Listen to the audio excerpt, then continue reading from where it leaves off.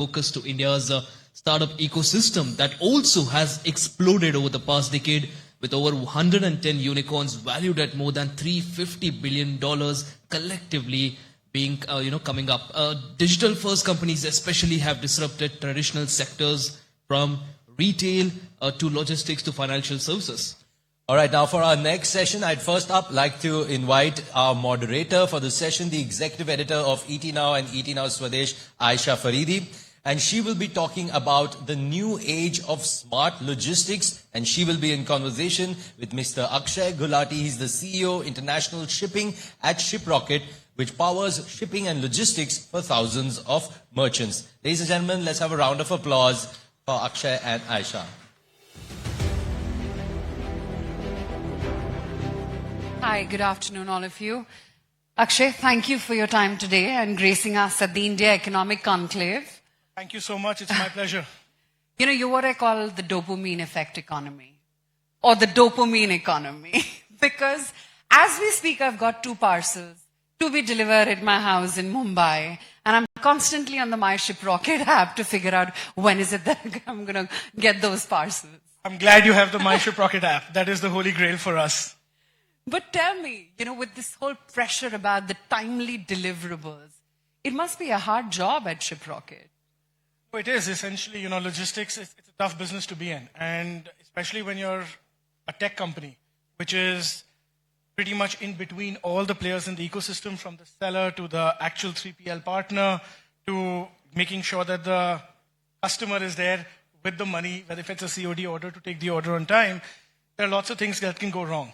And I think we love those businesses. That's the reason we're in this business, because complexity is a friend of technology, right? Technology helps simplify complex supply chains. And the idea is that, like you said, you have these orders coming. And it's with all of us. Like, for people who have 10 orders delivered a day, sometimes they're like 10 200 rupee orders. It could be 135,000 rupee order. Each order gives you a different level of excitement that you're getting, and you want it to be delivered on time.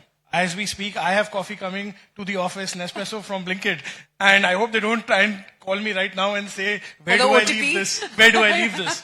But the idea is you want to make sure that, the customer experience, at the end of it, all that matters is how the end customer feels when they get that order.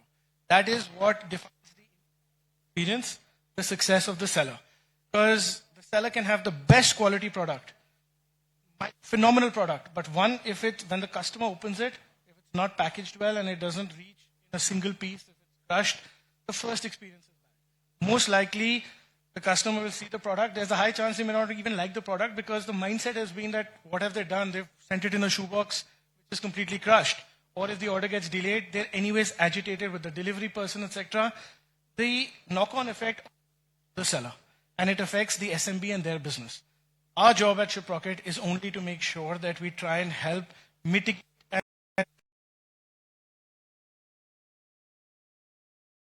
That's where technology comes in place, because you cannot do it without technology. But tell me, Akshay, we're sort of living in this world of instant gratification, like I called it, the dopamine effect, and quick commerce really feeds that dopamine for us pretty much on a daily basis. But having said that, do you think there is this whole debate about speed versus profitability? Because there is that urgency of delivery and delivering it intact, that sort of eats into profitability. Like you said, 100, 200 rupee orders also have to be delivered on time. But how do you make money then? You will. No, it's a question of building. It's about changing habits, right? We all used to order from food delivery apps and not pay anything. And now we're all used to paying a platform fee and no one cares.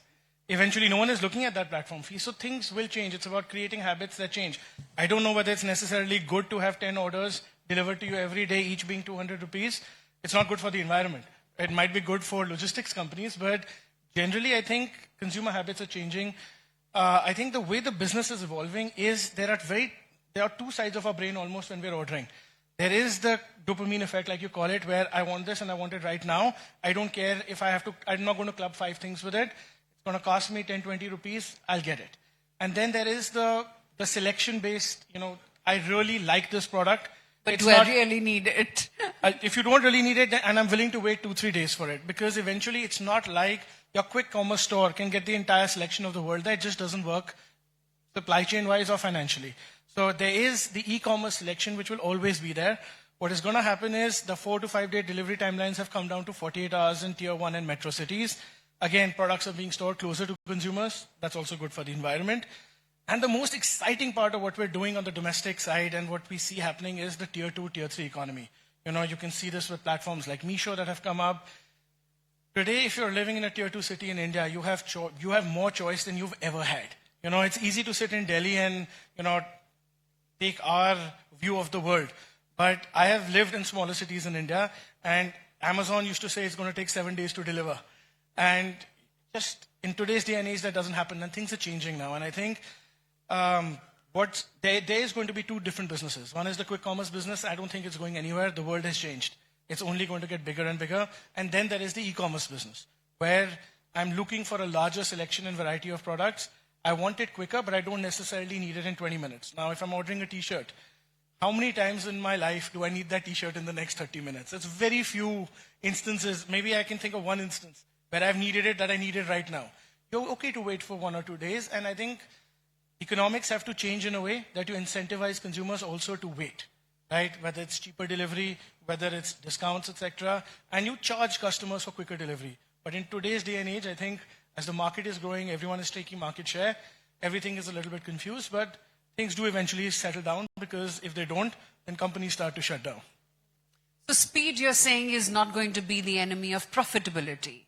No, I think carts will get bigger. That 200 rupees will start, because people will start charging for delivery and will encourage you to build bigger and bigger carts. And we're already seeing this happening in quick commerce now. Eventually, you'll be able to subsidize those costs. I think there will be two very different parts of the business, which is quick commerce and e-commerce. And a lot of the quick commerce business will start going back towards e-commerce because it'll just be cheaper. But Akshay, there is this whole trend of about cash on delivery. Then there are the consumers who are willing to wait sometimes even 7 days or 3 days, depending on the size and the value of the order. Tell me, what are the trends that you have seen from Shiprocket? Because I'm sure you must be sitting on a whole lot of consumer behavioral pattern data. What kind of brands are people willing to pay more for? What kind of brands are selling more? And what part of India is buying more on platforms such as yours? So again, or other QCOM platforms via you? Yeah, no, I think in terms of the delivery data, etc., tier 2, tier 3 has been a clear winner in terms of their share of orders being delivered to customers in these cities. I think it's, if you look at the last 5 years, it's probably been the fastest growing segment, even for tech aggregators like us, and obviously for then the e-commerce as well, marketplaces as well as the delivery companies. I think that's been a very clear winner for us. And when you talk about categories, I think the D2C brands that we talk about, I think their reach in India has started to increase a lot because of this whole shift towards this phygital economy as well, because a lot of D2C brands now are available in stores. And if they're available in stores, more people get to try it. And as a result, that transfers onto online sales as well, because if you've tried a product, you're more willing to buy it online. So I think the two things that we really have seen is branded D2C products versus unbranded D2C products. They've grown tremendously. And tier 2 and tier 3 cities in terms of a market share. And again, it's not rocket science, but it is. But again, what we were talking about earlier, I think we're just scratching the surface when it especially comes to the tier 2, 3 cities, what we call the Bharat economy. I think that is, when you talk about online, thanks to UPI, thanks to broadband, that is going to completely explode in the next few years. But give me some color on what are people comfortable buying online for? I mean, yes, there is the food delivery aggregators, that aside. But other than that, is it beyond BPC, apparel? How much do people buy online? And what do people buy online? Absolutely. So if you talk about platforms like Instagram, these are not even the categories that would dominate a large part of what we sell.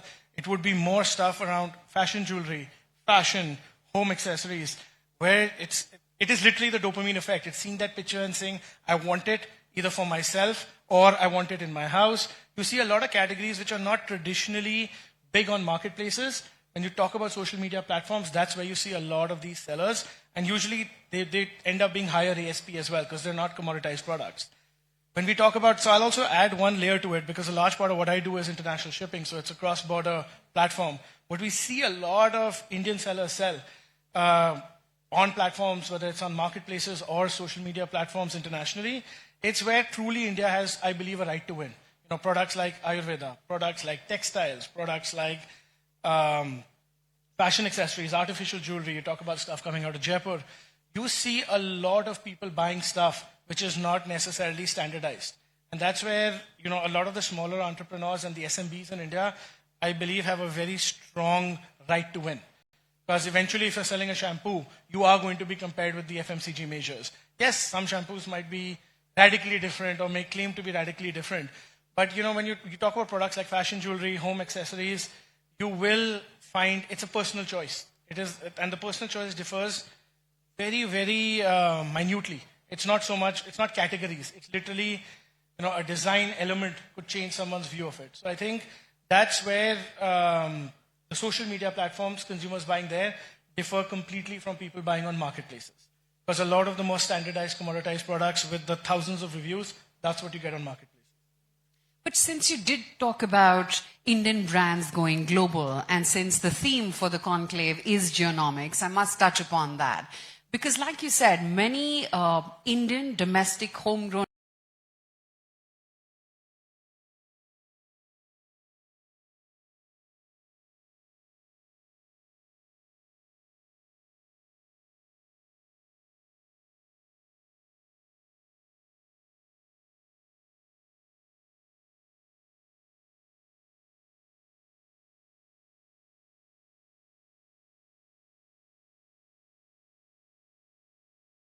I think while tariffs have got a lot of mention in the last year, and yes, definitely things have changed. At least what we see on our platform, the share of the United States as a primary market has gone down. There's no denying it, and I think you see that across platforms as well. But what's been really interesting and heartening is the ability for our exporters, whether it's on e-commerce or B2B, to be able to adapt. We are starting to see people look more keenly at markets like UAE, Middle East, Australia, whereas initially a lot of their focus was US, UK, Europe. It was almost like Europe was a contiguous country. So if you wanted to deal in Europe, because there are a lot of compliance regulations which tend to be standardized across the EU, so you either work there, UK or US.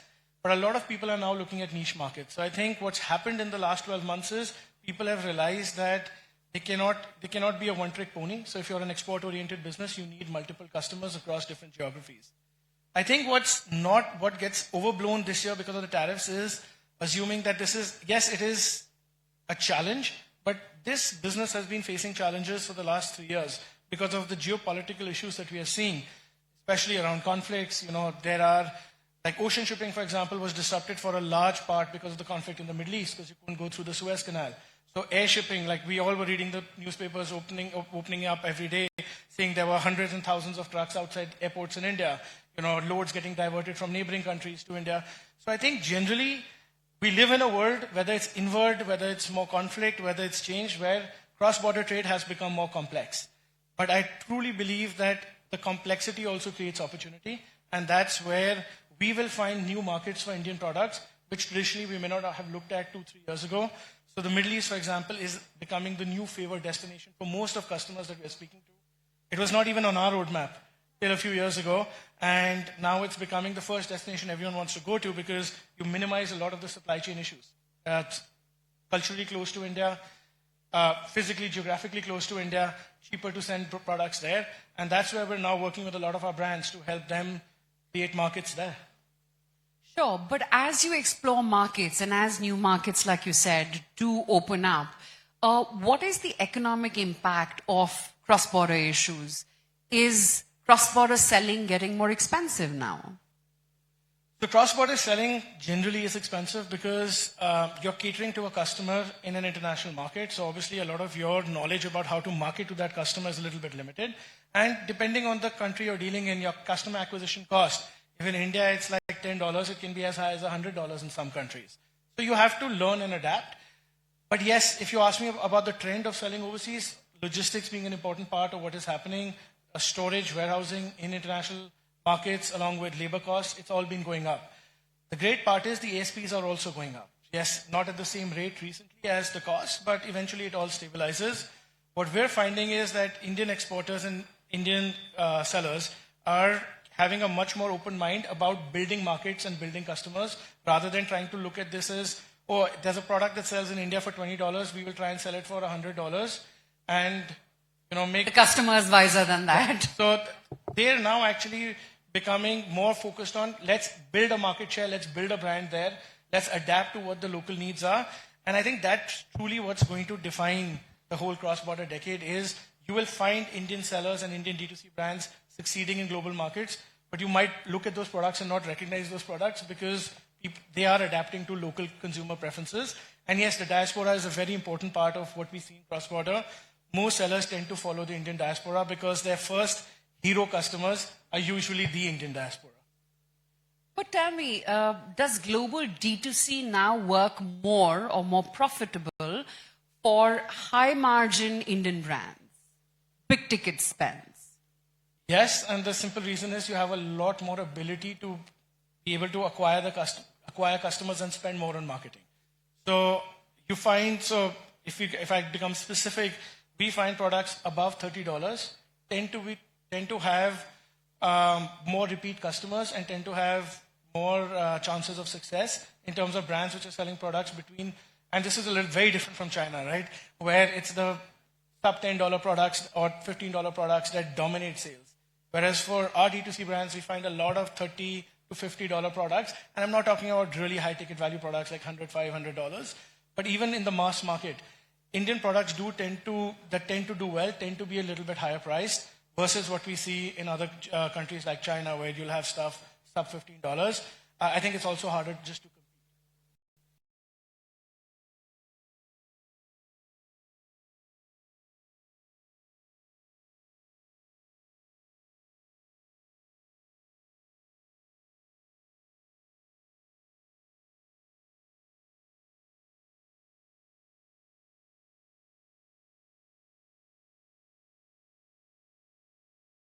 At the end of the day, there is a large market which is already there online, and there is a larger market which is coming online and is going to come online.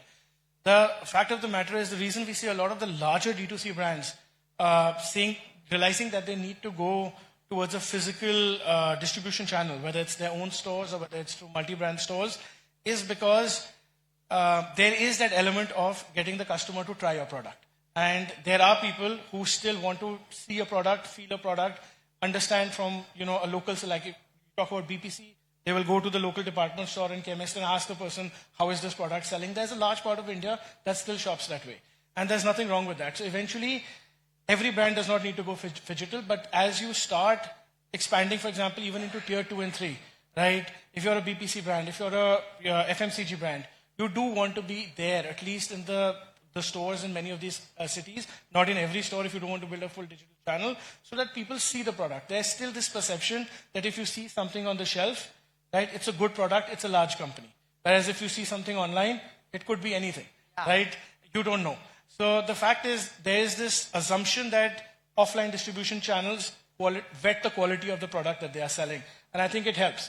But there are brands which will say we want majority of our sales to come from offline in the long term, and there'll be brands who will look at it more as a customer acquisition channel. And I think online-only brands are very viable, will continue to be viable. And after that, it's the limit of the ambition of the entrepreneur, right? Eventually in India, if you want to scale, at some point you have to go offline.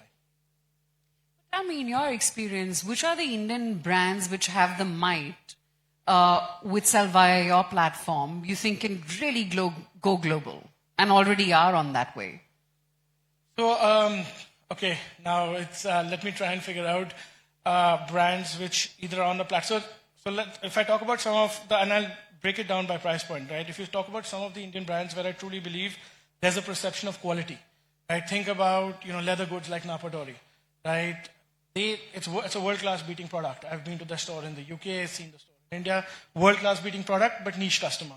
Absolutely love it. I mean, at the end of the day, someone walking in to buy a high-quality leather product should love to buy that product. You look at beauty personal care brands like a Forest Essentials.